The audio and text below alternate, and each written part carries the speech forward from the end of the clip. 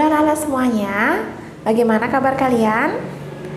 Miss Eka berharap kalian semua selalu dalam keadaan yang sehat dan tetap semangat walaupun kita masih belajar dari rumah.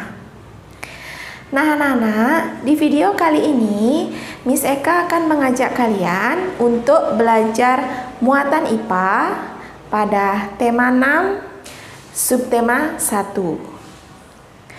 Materi yang akan kita pelajari pada hari ini yaitu berhubungan dengan suhu dan kalor. Nah, anak-anak, adapun tujuan pembelajaran kita pada hari ini yaitu yang pertama adalah kalian dapat mengidentifikasi sumber energi panas pada benda-benda di sekitar. Yang kedua, kalian dapat menjelaskan pengaruh kalor atau panas pada wujud benda.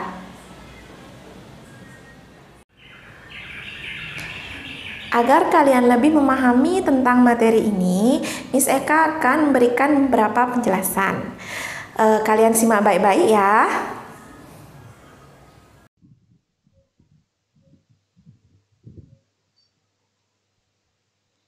Nah, pertama kita akan pelajari tentang sumber energi panas.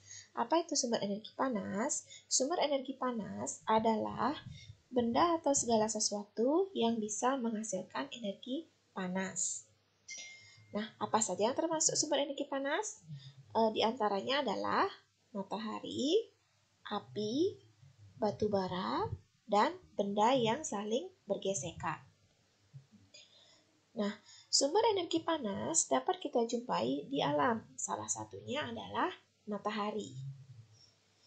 Matahari merupakan sumber energi panas terbesar di bumi, di mana semua makhluk hidup memerlukan energi panas matahari agar bisa bertahan hidup.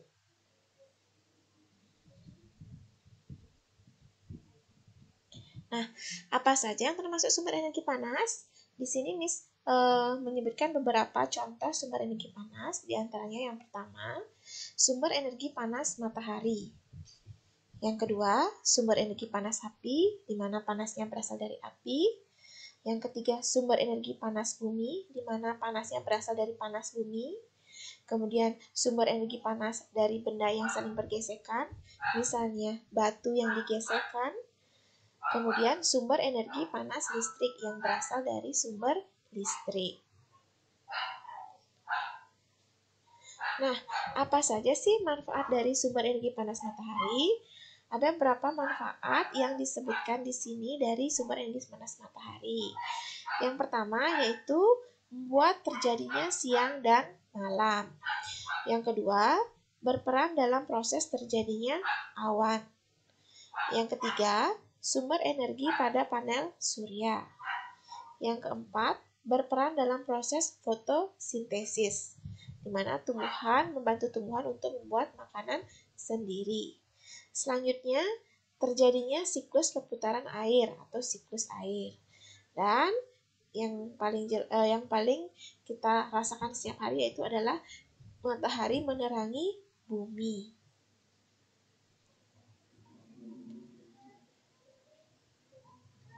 Nah, apa buktinya kalau energi panas ada di sekitar kita?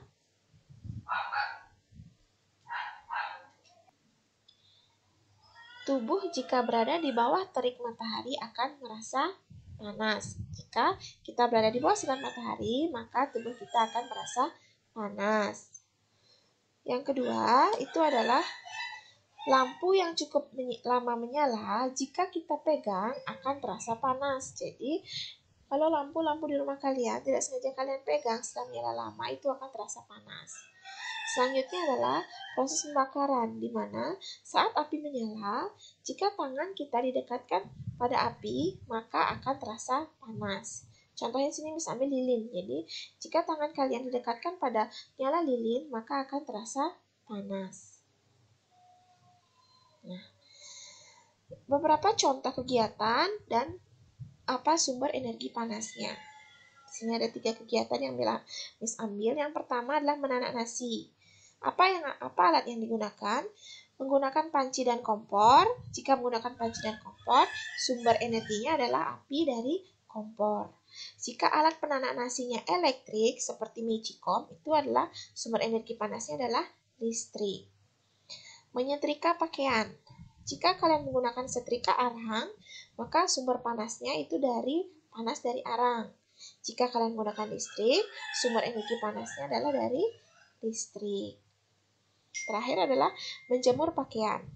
Alat yang digunakan jika jemuran, otomatis sumber energi panasnya adalah matahari. Terakhir, jika kalian menjemur pakaian dengan mesin pengering pakaian, maka sumber energi panasnya adalah listrik.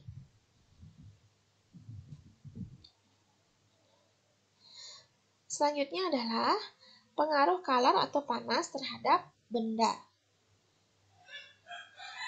di mana panas dapat mempengaruhi suhu benda. Jika kalor atau panas diberikan pada benda, maka suhu benda akan naik. Dan jika kalor atau panas keluar dari benda, maka suhu benda akan turun. Kalor atau panas juga memengaruhi wujud benda. Nah, apa saja yang termasuk wujud benda? Wujud benda itu ada 3, ya, padat, cair, dan gas, seperti pada gambar. Ini adalah benda padat, benda cair, dan benda gas. Nah, bagaimana pengaruh perubahan wujud benda? Berikut disediakan skema dari perubahan wujud benda, di mana kalian sudah tahu bahwa ada 3 wujud benda, yaitu benda padat, benda cair, dan benda gas. Di sini sudah dengan keterangan di mana tanda panah merah itu menyatakan menyerap kalor, tanda biru itu menyatakan melepaskan kalor. Pertama dari benda padat ke benda cair dulu. Jika benda padat menyerap kalor, ya, maka jika benda padat menyerap kalor, maka dia akan menjadi cair, di mana prosesnya namanya mencair, yaitu perubahan wujud benda dari benda padat ke benda cair. Apa contohnya? Contohnya adalah lilin yang dipanaskan atau es krim yang didiamkan dalam ruangan terbuka. Kemudian dari benda cair ke benda padat, ya, ini namanya prosesnya adalah membeku. Jadi dia melepaskan panas atau melepaskan kalor. Ini perubahan wujud dari benda cair ke benda padat. Contohnya adalah membekukan es, ya. Jadi air yang disimpan di freezer berubah menjadi es. Selanjutnya itu adalah dari cair menjadi gas. Cair menjadi gas, tanda panah merah. Dia menyerap kalor, itu prosesnya namanya menguap, yaitu perubahan wujud dari benda cair menjadi benda gas. Contohnya adalah jika kalian merebus air lama-lama, maka air yang kalian rebus akan habis karena dia menguap. Selanjutnya kebalikannya, yaitu dari wujud gas ke wujud cair, itu namanya prosesnya mengembun. Contohnya itu adalah titik-titik air di daun pada pagi hari. Contoh lain adalah dinding luar gelas yang akan basah saat gelas diisi air es. Selanjutnya menyublim, itu adalah dari padat menjadi gas. Contohnya kapur barus yang disimpan di lemari. Dan terakhir itu adalah mengkristal. Contohnya perubahan wujud dari benda gas ke benda padat. Contohnya itu adalah gas karbon dioksida yang dibekukan menjadi es kering.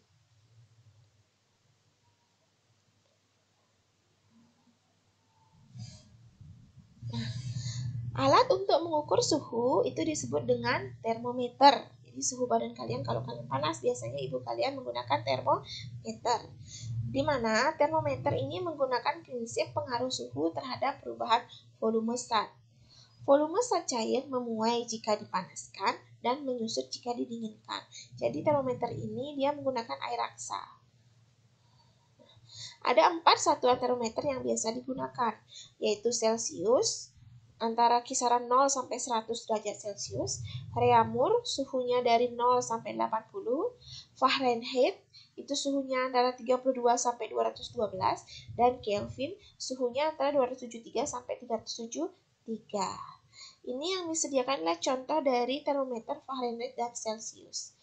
Sebelah kanan ini adalah skala Celcius dan yang sebelah kiri adalah skala Fahrenheit.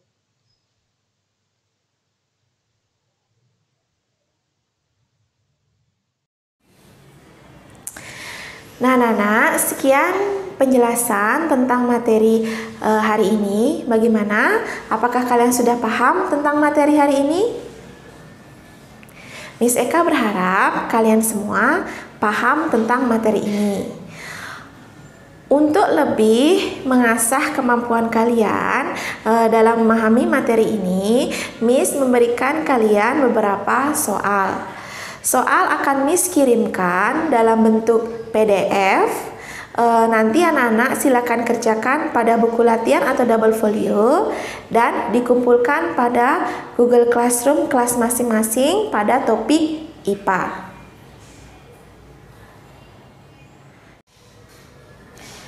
Nah, sekian video pembelajaran dari Miss Eka untuk hari ini. Kita akan bertemu pada video pembelajaran selanjutnya.